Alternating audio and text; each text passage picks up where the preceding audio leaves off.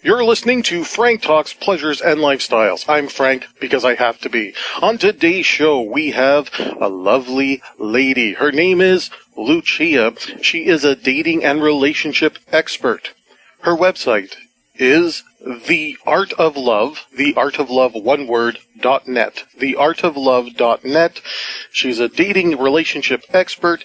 She has a specific specialization in older women dating younger men. She has been featured on Dr. Phil, among other media, and today she is on Frank Talks to give us a little glimpse into her life. Welcome to Frank Talks, Lucia.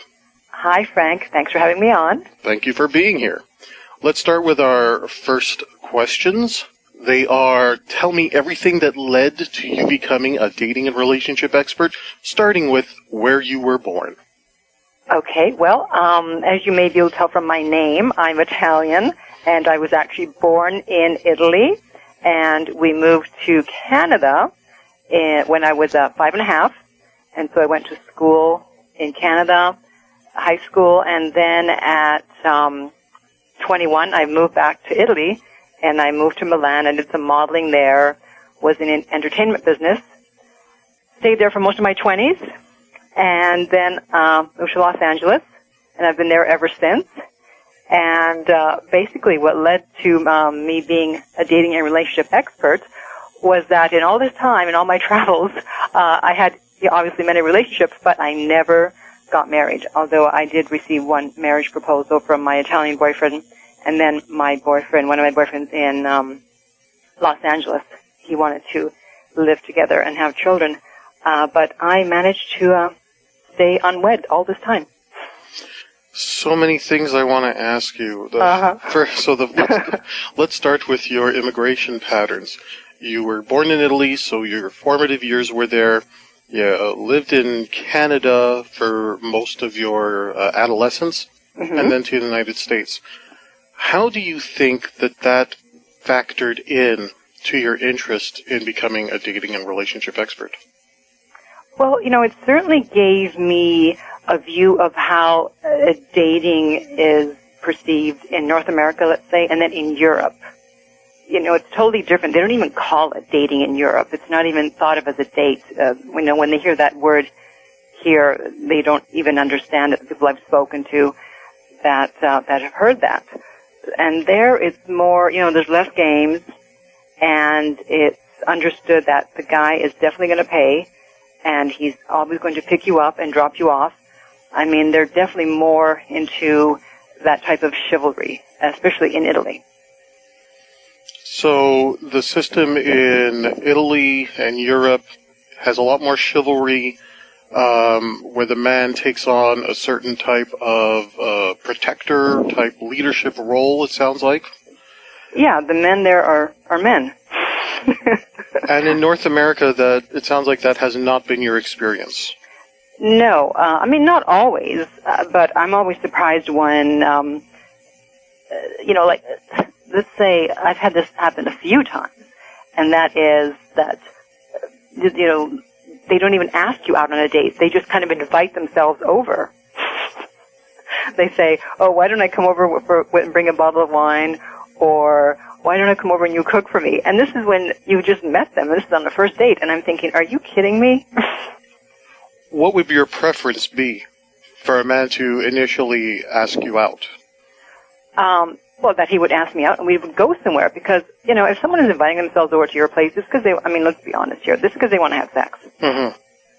They're not interested in a relationship, so that's not what I'm looking for, and so I automatically write that person off.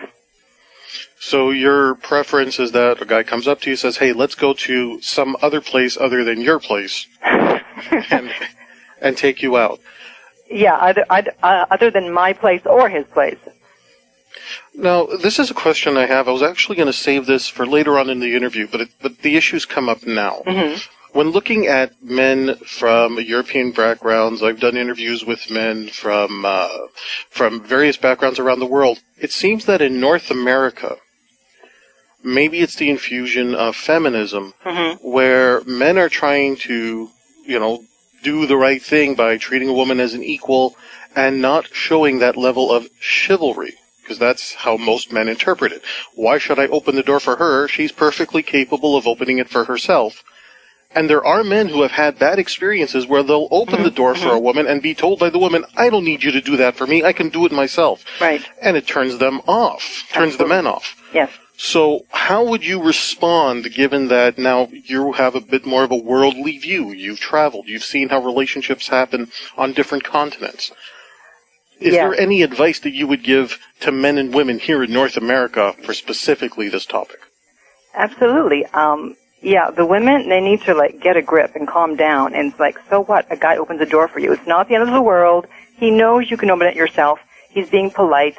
He's being chivalrous. He's being a man. And getting upset with him for that is crazy. I had a guy fall in love with me because I let him do that kind of stuff. And he was married before, and his wife wouldn't let him do that. The greatest thing he liked to do was to be carrying packages and boxes and just have me walking along with carrying nothing. I mean, we'd go on trips and he'd have all my luggage and his luggage, and he was so happy. And I was, of course, very happy to let him do that.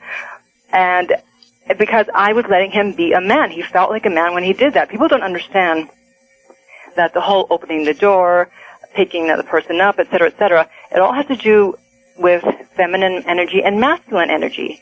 And, in order to be in your feminine energy, feminine energy is about being, and masculine is about doing.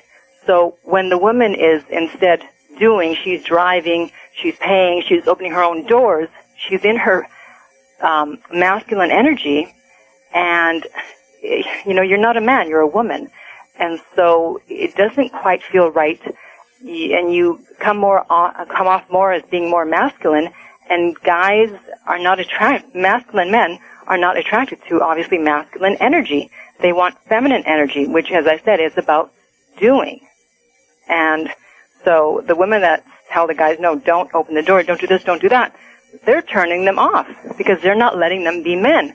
Because men fall in love when they feel masculine, when they're able to do those things.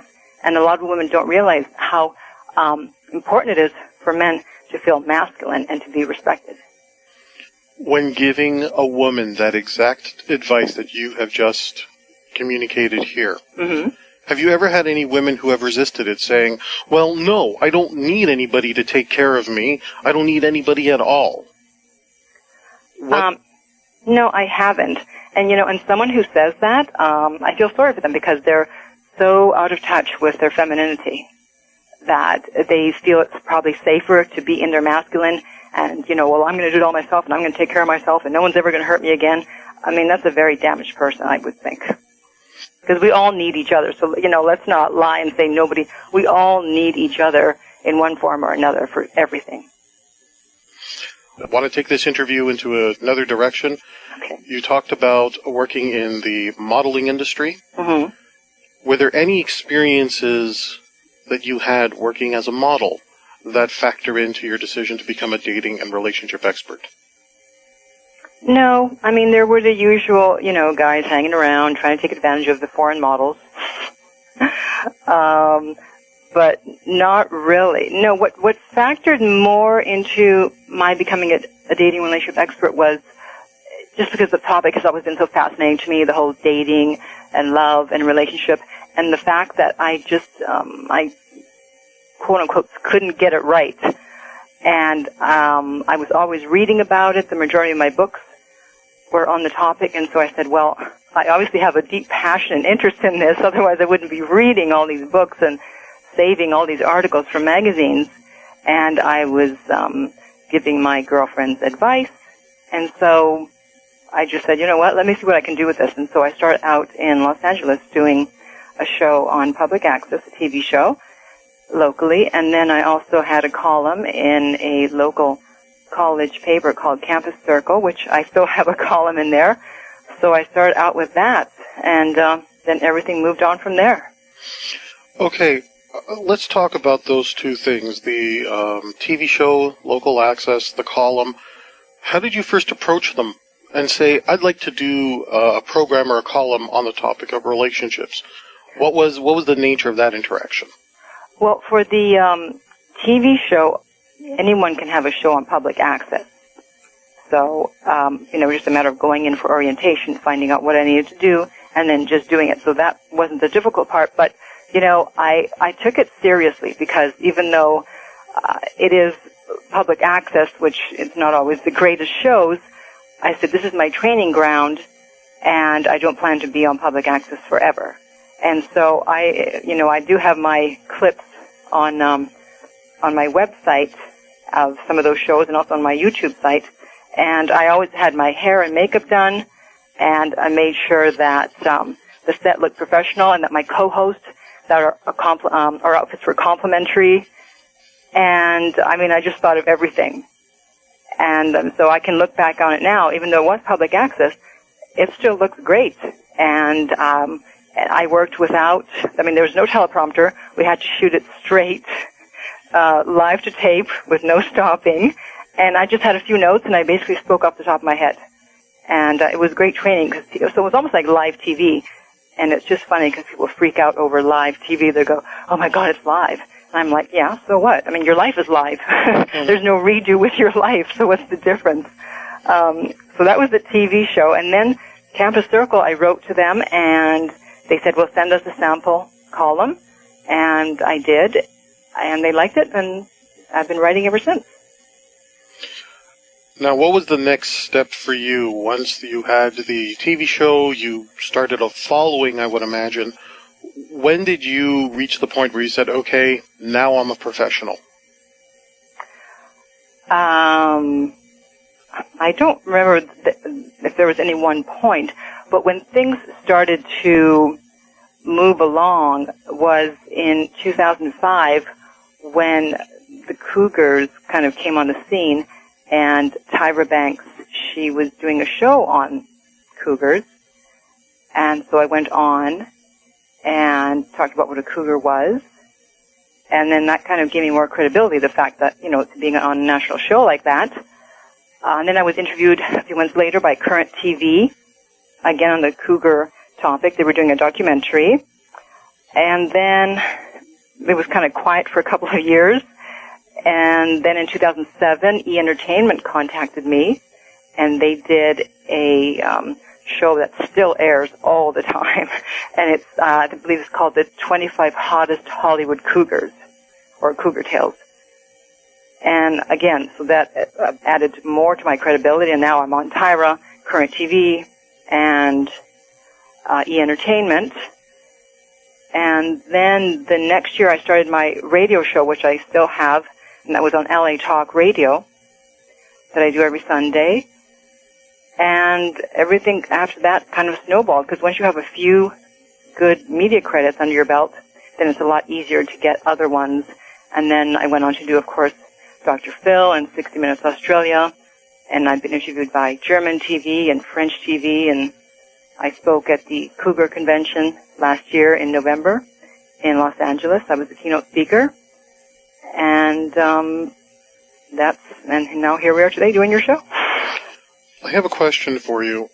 When you started getting that kind of media attention, did you send them a media kit of some sort, or was it that they found you, and if they did find you, what was it about you that attracted them?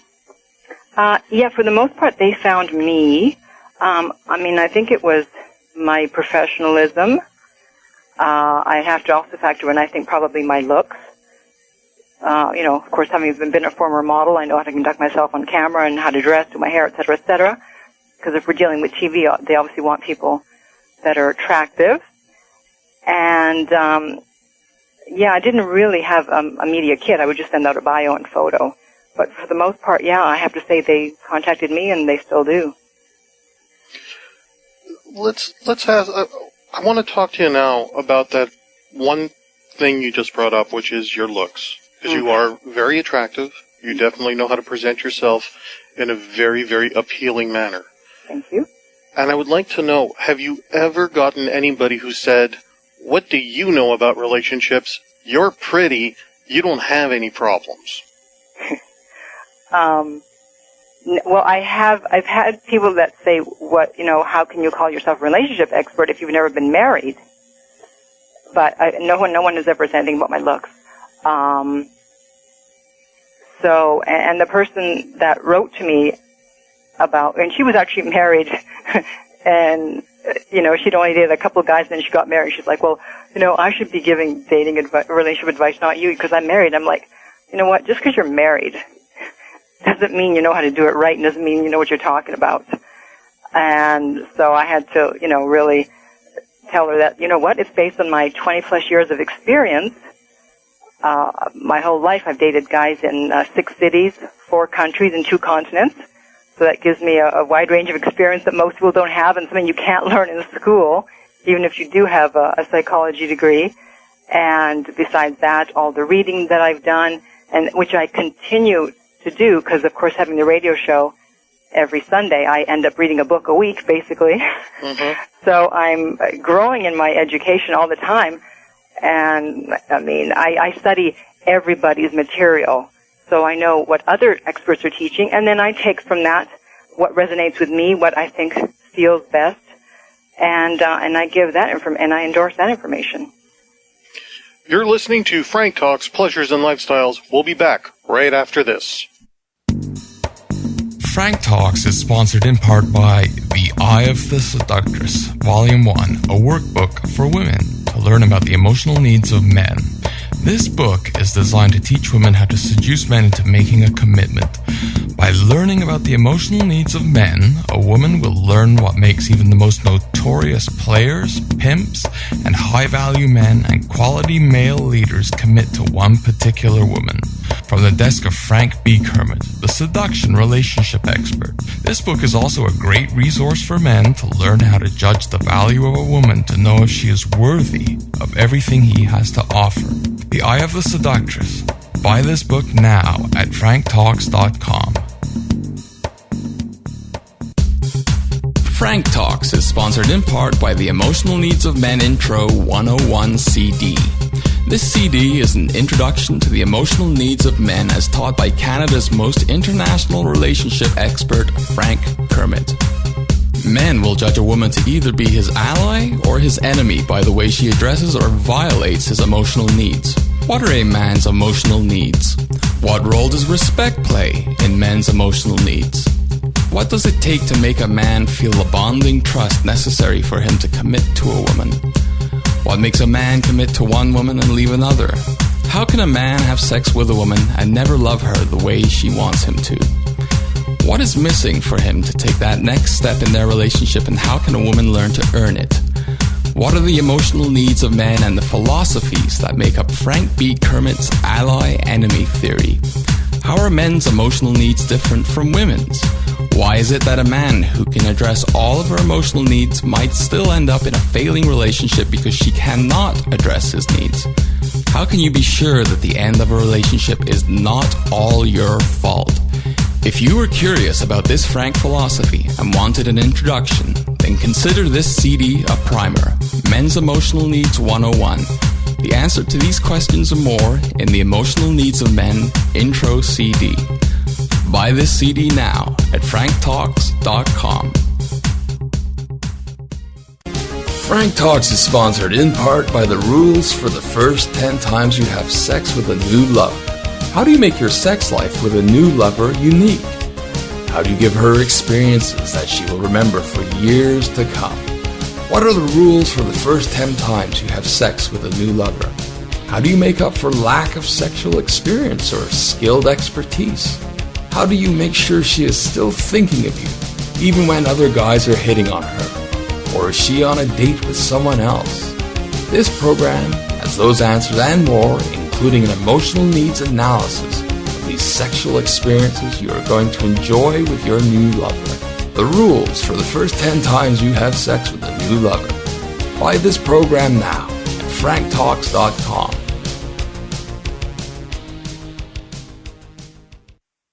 You're listening to Frank Talks Pleasures and Lifestyles. I'm Frank, because I have to be. In studio today, we are talking to Lucia. She is a dating and relationship expert. Specifically, she knows the world of cougars, older women who love dating younger men. And in this part of the interview, we're going to find out the lifestyle of not only a relationship expert, but also that of a cougar. Welcome back, Lucia. Thank you. Let's start off with the day-to-day routines and lifestyles of both being a relationship expert as well as being a cougar. Okay.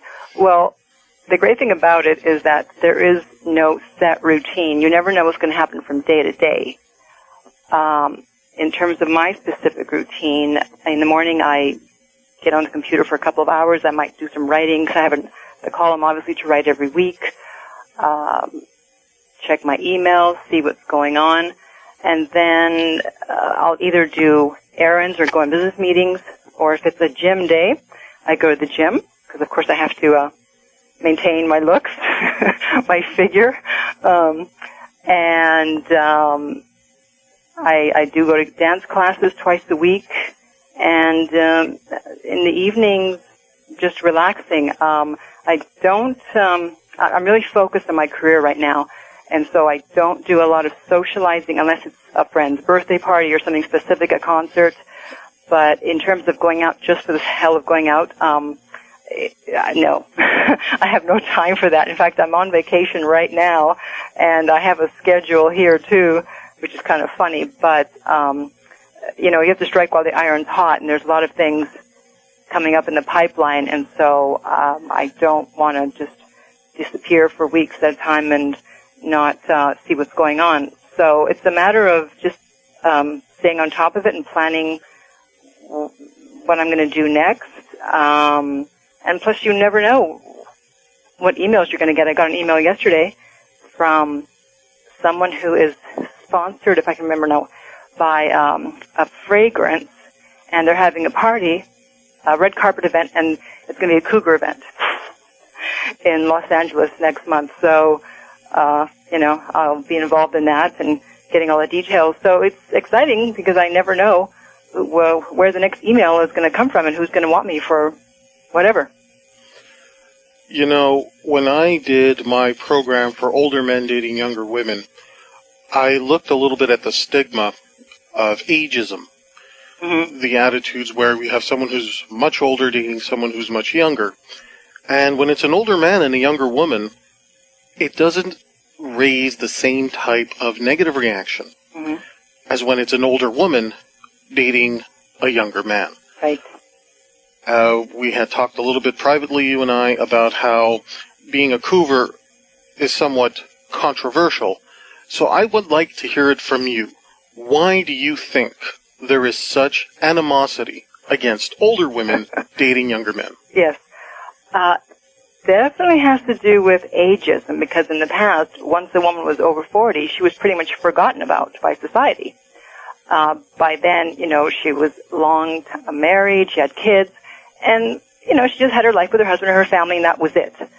And a lot of times before the 60s, women didn't even work, so they really disappeared because you didn't see them at all except in the supermarket, maybe out at events with their husbands. And also women, they didn't have a lot of power in the past. They weren't able to vote until the 20s. They weren't even able to own property or have bank accounts. And now, obviously, they can do all that, plus they have their own money, and plus they still look great at 40.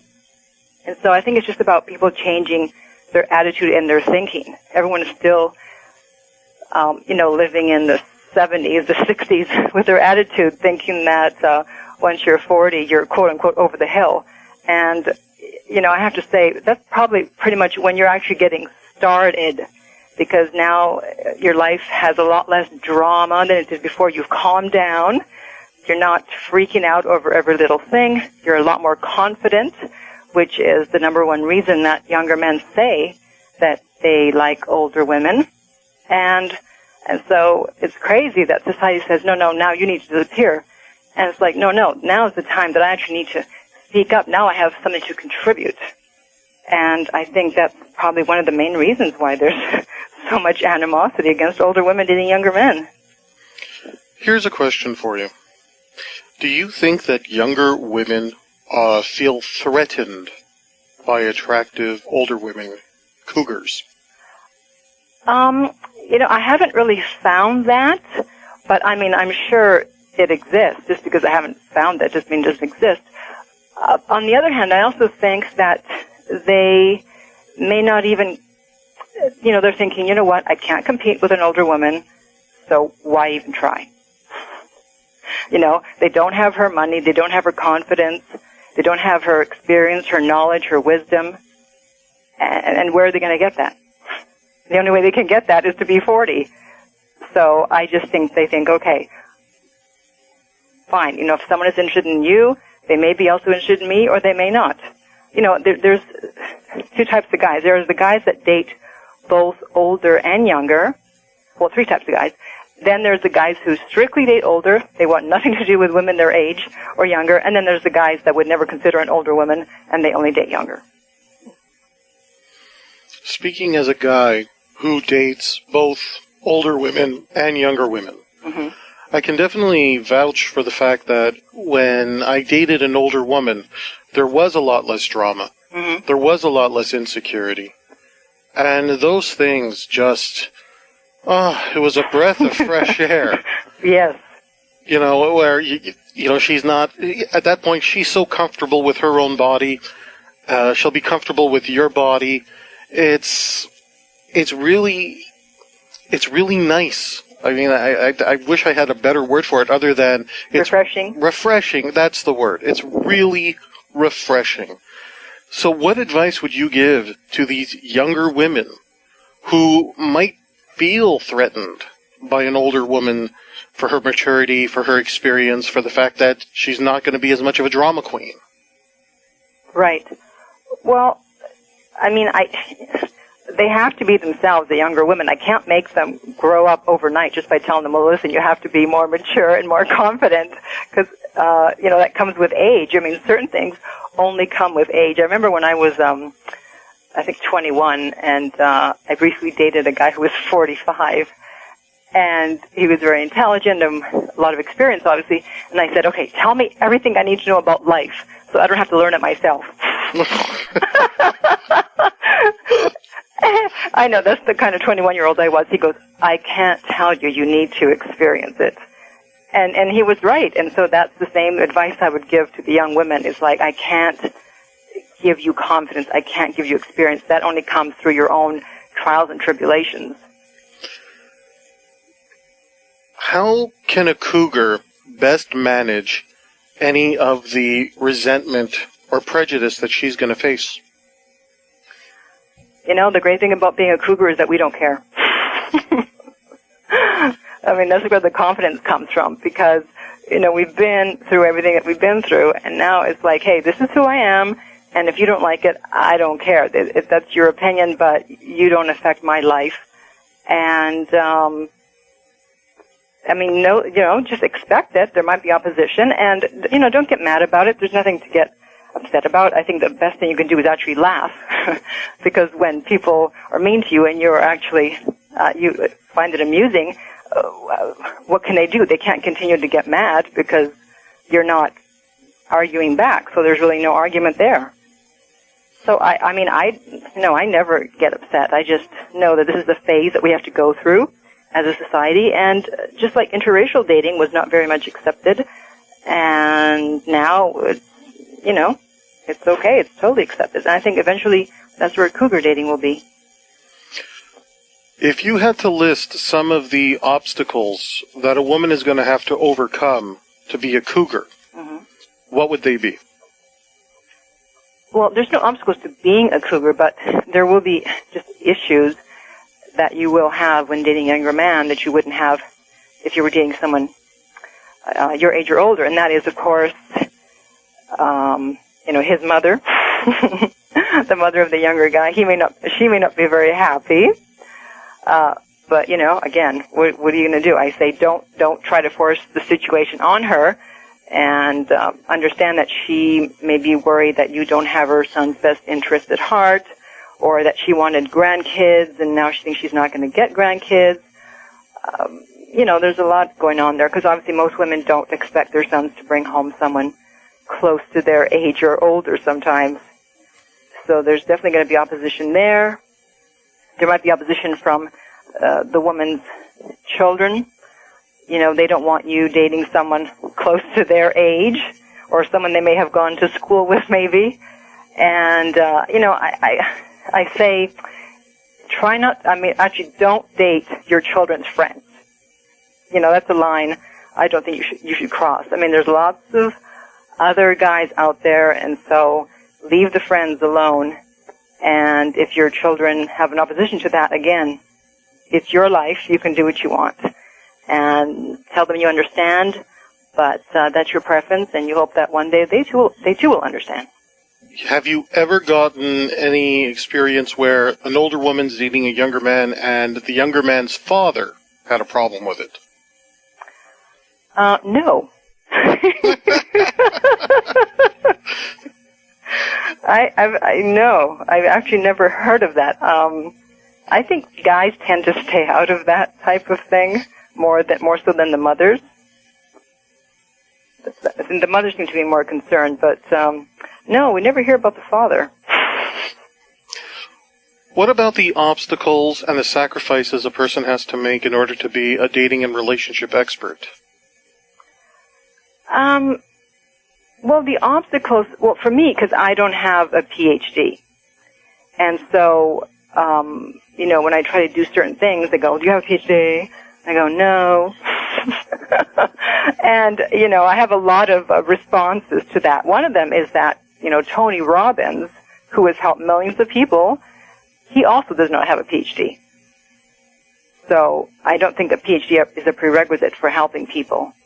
And secondly, people that do have PhDs, psychologists, psychiatrists, etc., they're actually mental health professionals, and they're trained to help people with mental health issues, psychoses, neuroses, obsessive compulsive disorder, etc., etc.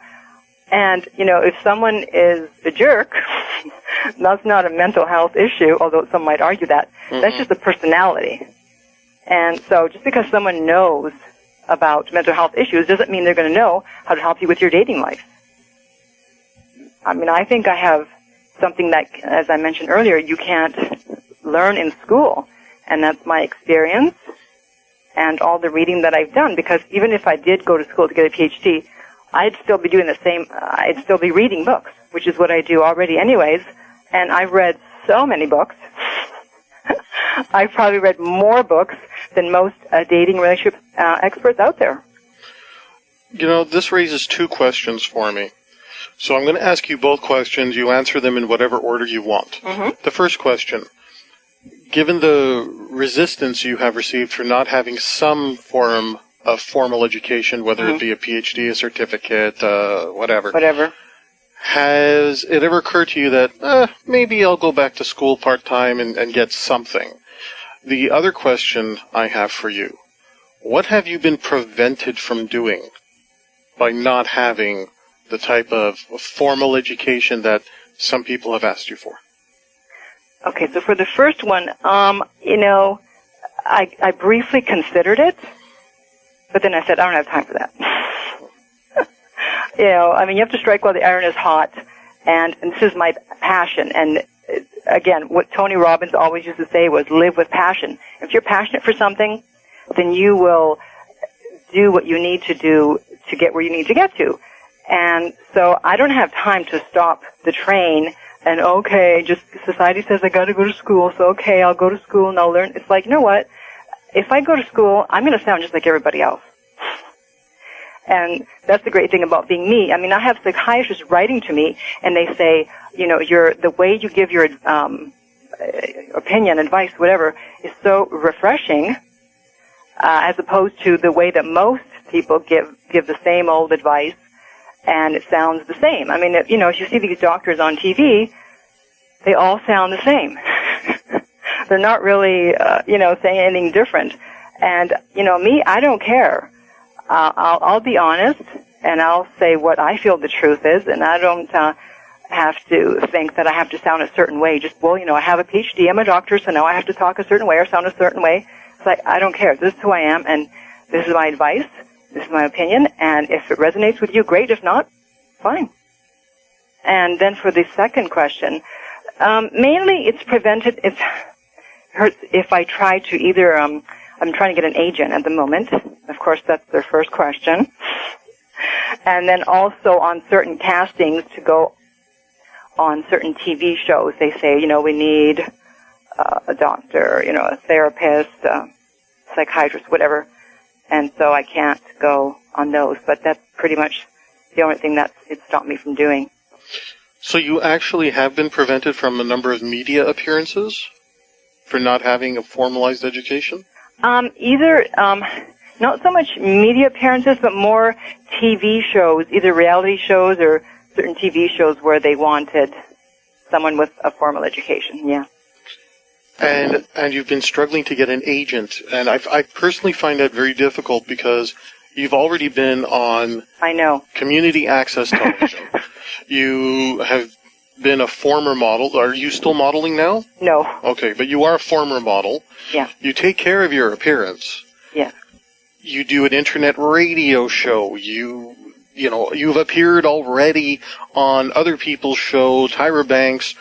You have all that going for you. Yeah. And an agent will still not take you on for a lack of formalized education. Yeah. Well, old school thinking, that's what happens. Do you have any resentment towards that? No, because then that means that agent is not for me, because I want someone who's open-minded and enlightened, and if they're still thinking along that line of thinking, then that's not the person for me. Brings me to my next question for you. Let's apply this now to women who are cougars. What about when they're interested in a guy and the guy says, "No way, you're too old for me"? Then that's not someone who's interested in older women, because someone who's interested in older women, first of all, they're not even going to know how old she is, so how can they say, "You're too old for me"? And they don't really care about the age. So if someone says you're too old, then, fine. The guys, they get it on their end, too. I've had a lot of guys writing to me, and they go, "Well, I'm 21, but women keep turning me down. They say I'm too young." So it works both ways. Do you think that there are some women who find the term cougar offensive? Yes. I absolutely know there's some women. There's a lot of women, a lot of people. And that's because, I'm not even sure how this happened. It's funny because the term cougar actually originated in Vancouver with the Vancouver Canucks in the late 80s. So it has a Canadian history. Somehow, I think it must be the media. They managed to make this name seem something that it's not. Unfortunately, a lot of people are thinking it's a desperate older woman who's out of shape, who's unattractive, who's grabbing these young guys against their will and dragging them back to her den, so to speak, and then having her way with them and then kicking them out. And that's so the opposite of what it is. The first fallacy is that the women are chasing the men, and it's actually the other way around. I never have to go after anyone, and nor do a lot of the cougars I know, because we have so many guys interested in us that, we have our pick, and also because there's more younger guys interested in older women than there are older women available. Because again, remember, most older women, they are married. So those of us that are single, we have a lot of guys to choose from. What does cougar mean for you? To me, it means an attractive, older woman who is sophisticated, in shape, healthy, energetic, vibrant, confident. To me, that's what the word cougar means, and that's why I'm proud to call myself a cougar. You're listening to Frank Talks, Pleasures and Lifestyles. We'll be back right after this. Frank Talks is sponsored in part by The Eye of the Seductress, Volume 1, a workbook for women to learn about the emotional needs of men. This book is designed to teach women how to seduce men into making a commitment. By learning about the emotional needs of men, a woman will learn what makes even the most notorious players, pimps, and high-value men and quality male leaders commit to one particular woman.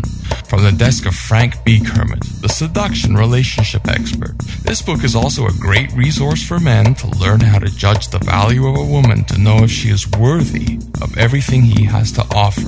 The Eye of the Seductress, Buy this book now at franktalks.com. Frank Talks is sponsored in part by the Frank Guide to Speed Dating. Make the most of your minutes together. In this program, both men and women will learn how to make the most of the 5 to 7 minutes. This program will teach you what to say, how to act, what not to talk about, the signs of a reputable speed dating company, how to get past the plans designed to stop you from getting a match, the type of people that speed date, if you should speed date with your friends, what to do if you get too many matches, and more. It is time to beat the clock, as Kermit reveals the hidden secrets of speed dating that they don't want you to know. Kermit studied emotional needs and seduction principles for years. He even met one of the best girlfriends of his life through speed dating, has taken his own lovers to speed dating events as dates, and can teach you the importance of knowing how to calibrate to the speed dating setup where the normal rules of dating simply do not apply. Kermit attended speed dating events both as a customer, a sponsor, and an organizer. Get this insider on speed dating and get an edge. The Frank Guide to Speed Dating. Make the most of your minutes together. Buy this program now at franktalks.com. Frank Talks is sponsored in part by 101 Great First Dates, How to Act. This program is about first dates. In the rules for how to act, Frank B. Kermit goes over various guidelines to keep in mind to turn your first dates into the first of many dates with the focus of your affection. How should a person act on a first date? Is sex on a first date a good idea? And if so, how does a person create the opportunity for it? What are some of the things to never do on a first date, and why? The answers to these questions and more in 101 Great First Dates. The First Dates program that will help you build the best first dates possible. On sale now at franktalk.com. You're listening to Frank Talks, Pleasures and Lifestyles, and I'm Frank, because I have to be. And I'm in studio today. I'm having such a wonderful time with this interview. I'm really liking it. We're talking with Lucia. She is a dating relationship expert. And now we're going to find out everything that Lucia has going on, from her website to her radio show to her column and other projects. Welcome back, Lucia. Thank you. Okay, so let's start off. Someone wants to find out more about you. Where can they go and where can they get access to the materials of Lucia? Okay, well, luckily, I've just redone my website. It's still not totally finished, but the main things are there, and so I'm very proud of it. It has a totally different look. I worked very hard on it, and as you mentioned at the top of the program, it's theartoflove.net. And there's a lot going on that website. On the home page, there's the latest news section, so they can see what I've been up to, and that always has links to any media or any articles I've written. Of course, I have my weekly column and the newsletter that people can sign up for. There's a sign-up form on every single page. There is, of course, the link to my weekly radio show on LA Talk Radio, which you've been on as a guest, and you're going to be on again, which I look forward to. Mm-hmm. The link for that is the microphone, and click on that, and you can see the archive of every single show I've done for the last 2.5 years. If you go to the In the News page, be prepared to spend an hour there, because that's all the media I've done. So it's radio interviews and TV interviews, the ones where I was able to get the clips, and appearances, just everything. It took ages to put that page together, so that's a lot of fun to look at if you're into that kind of thing. People can, of course, also ask me a question if they want to email an issue they have, and there's the button for that, which is Ask Lucia. Or, of course, I also do coaching, so go to the coaching page and contact me about rates for that. And, of course, I have a book, Lucia's Lessons of Love. The link is, of course, on theartoflove.net, but if you want to go there directly, it's lessonsoflove.net, and I call it the Love Manual. It's in Q&A form, so it's kind of like the Cliff Notes for love, dating, and relationships, and it's for both men and women, and I ask a question, and then I answer it. It's the most asked dating and relationship questions, because I found that people were asking a lot of the same questions over and over again. You know, what is love? Why do women date jerks? Should a woman date more than one guy at a time? So just a lot of general questions that we've always wondered about. Does absence make the heart grow fonder? How do you know when someone loves you? And so you will find the answers to all that at lessonsoflove.net. Wow. You don't have any free time, do you? Well, free time for what? Free time to do anything other than be a dating and relationship expert. Well, you know, I always make time to work out, no matter what. That's what I do. I tell people I work and I work out. In the earlier part of this interview, we had talked about masculine and feminine energy.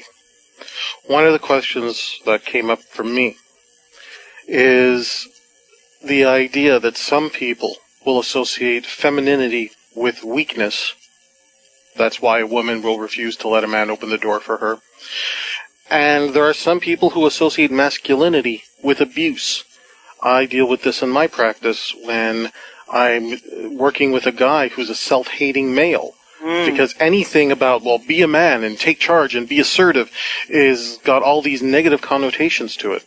So I'd like to hear your perspective on this. Is femininity a source of strength, or is femininity a source of weakness? Is masculinity a source of abuse, or is masculinity a source of leadership? Where do you see all of these energies mixing? Wow, heavy questions here. Well, you know, the two examples you gave about weakness and strength, those are obviously extreme examples of thinking that femininity is about weakness and masculinity is about aggressiveness or abuse, as you said. Those are very extreme examples. Yes, sometimes, there are weak women just as there are weak men, and there are also abusive women as there are abusive men, so I can't say it's gender specific. And I think that when people think of femininity as being weak, it's because we're such an action-oriented society that we think we have to go, do in order to accomplish. And we haven't, although people are starting to realize now with meditation and with the law of attraction, that's not about just being action-oriented, that there's also the spiritual side, the non-physical side, and that's what femininity is about. It's about being. And by being a certain way, you align yourself with certain energies, and then you attract to yourself that which you want. So I think that being, with which femininity is associated, is actually a lot stronger than doing, because, you know, you can run around and be action-oriented, but unless you're aligned correctly with the right energies, it's not going to matter. You're not going to be able to do anything, because you have to attract that which you are. And if you are not that which, what you're attracting is a reflection of who you are. And so if you don't like what you're attracting, then you need to change who you are. And I hope that makes sense. So I don't think that femininity is weak at all. I think it takes a lot of strength in this society where action is so worshipped to actually say, no, I'm going to place being first and then follow it up with action, as opposed to the other way around. I got a personal question to ask you. And this ties into something you had said earlier. So let's see how in-depth we can get into the mind and the heart of Lucia. Uh-oh. In your opinion, yes, what would it take for you to get married today? Today? Well, not today. I mean, unless you're going to say yes. Yeah. No. Sorry, I'm not ready today. Maybe tomorrow. Oh, okay. You know, it's funny because I think about this a lot. What would it take? Because you have so much life experience. Yeah.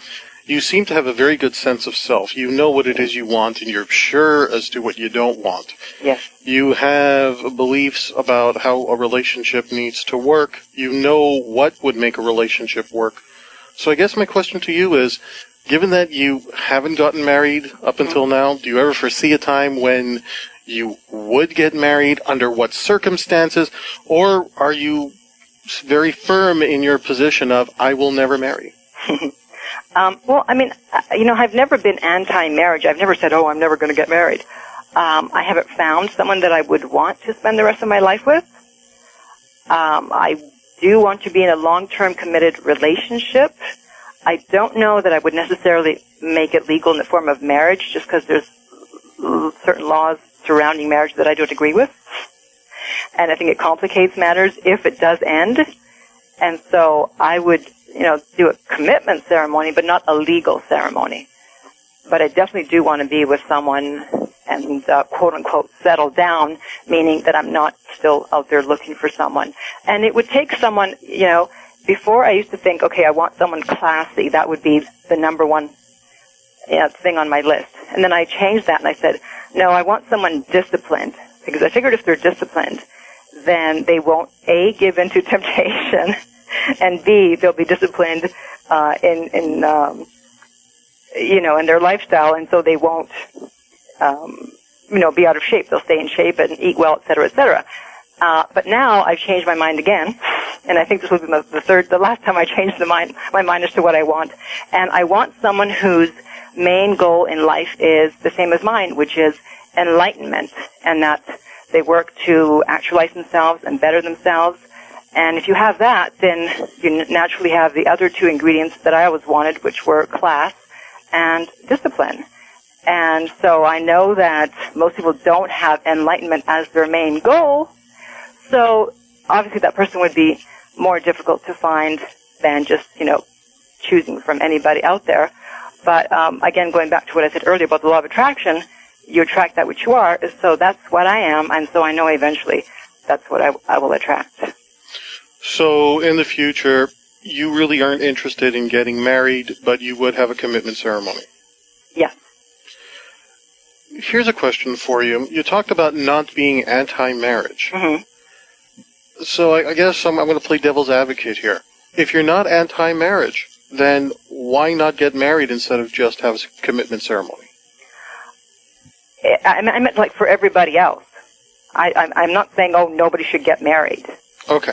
Yeah, I don't have a problem with marriage. I'm saying that for myself, just because it just gets so complicated that I just don't want to have to go through all that. If by chance it should end, you don't plan for things to end, but you never know. I think when people get married, they usually go in it with the best of intentions. Yeah. Saying, they're going to go into it and they're going to say, okay, I'm going to give it my all. I want it to work out.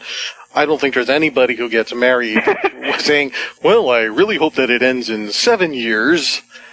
I think most people go into it on good faith. Well, yeah, but I also think some people go into it and think, well, if it doesn't work out, I'll just get divorced.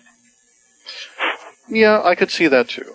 Yeah. I could see that too. Yeah, but, since I'm not planning to have children, then I really don't see the need to actually have a formal marriage. If you could go back in time, visit your younger self, and give yourself some advice, what advice would that be? And which young self would I be giving myself advice? Well, that brings up an interesting topic. Visit your younger self at different stages. How would the advice change? I think it would stay the same, because the thought that comes to mind is to follow your intuition. Go with your gut, which is what you always hear, because that's your higher self guiding you. And when you follow that, your intuition, then you can't go wrong. And so if you just go inside and quiet your mind and think, okay, does this feel right? Does this not feel right? And that's what will lead you to where you need to go. The great thing about getting older is that I'm so aware of that now that I'm a lot more attuned to people's energies. And I, right away, if I meet someone or even talk to them on the phone, I know right away whether I like them or not. And if I don't, if I get a negative feeling, I get away as fast as possible. Very nice. Mm-hmm. We're coming to the end of the interview. Lucia, if there's anything that you want to tell our audience about you, what would it be? Any last words? Last words. Any final words? Final words. Before we shoot you. Just that, life is about being happy and being joyful and to look for the positive in everything. You can look at things negatively and you can look at things positively. And we're so used to thinking always negatively because it used to be the way that we used to survive. We'd have to think, if we heard something in the bushes, we couldn't think, oh, it's just a kitten. We had to think, oh, maybe it's a big bear that's going to kill us.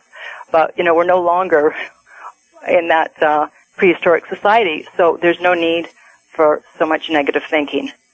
Go with the positive, and your life will follow the same path, and you'll find your life will become more positive. And I speak from experience. Her name is Lucia. She is a dating and relationship expert. Her intention is to entertain, educate, and enlighten people about love, dating, and relationships in the 21st century. Her website is www.theartoflove.net, theartoflove, one word, .net. And you have been a tremendous guest here on Frank Talks, Pleasures and Lifestyles. Lucia, I really hope we can do this again soon. Thank you. I had a great time, and I hope that people learn something. Me too. You're listening to Frank Talks, Pleasures and Lifestyles. Good night, everybody. Frank Talks is sponsored in part by The Eye of the Seductress, Volume 1, a workbook for women to learn about the emotional needs of men. This book is designed to teach women how to seduce men into making a commitment. By learning about the emotional needs of men, a woman will learn what makes even the most notorious players, pimps, and high-value men and quality male leaders commit to one particular woman. From the desk of Frank B. Kermit, the seduction relationship expert, this book is also a great resource for men to learn how to judge the value of a woman to know if she is worthy of everything he has to offer. The Eye of the Seductress. Buy this book now at franktalks.com. Frank Talks is sponsored in part by Everything Out of Her Mouth is a Test, a man's guide to the emotional needs of women. What would your life be like if you knew exactly what to say and do with women? This book is for the guy that simply wants to learn how to handle women's tests by addressing her emotional needs. By this, you create the type of attraction that will make her see you as the one she was destined to be with. This book will teach you how to get the woman you want and how to keep her. Everything Out of Her Mouth is a Test is the Rosetta Stone for men to understand exactly what a woman means when she speaks and how to respond. Is that worth changing your life forever? Buy this book at franktalks.com now. Frank Talks is sponsored in part by the Emotional Needs of Men Intro 101 CD. This CD is an introduction to the emotional needs of men as taught by Canada's most international relationship expert, Frank Kermit. Men will judge a woman to either be his ally or his enemy by the way she addresses or violates his emotional needs. What are a man's emotional needs? What role does respect play in men's emotional needs? What does it take to make a man feel the bonding trust necessary for him to commit to a woman? What makes a man commit to one woman and leave another? How can a man have sex with a woman and never love her the way she wants him to? What is missing for him to take that next step in their relationship, and how can a woman learn to earn it?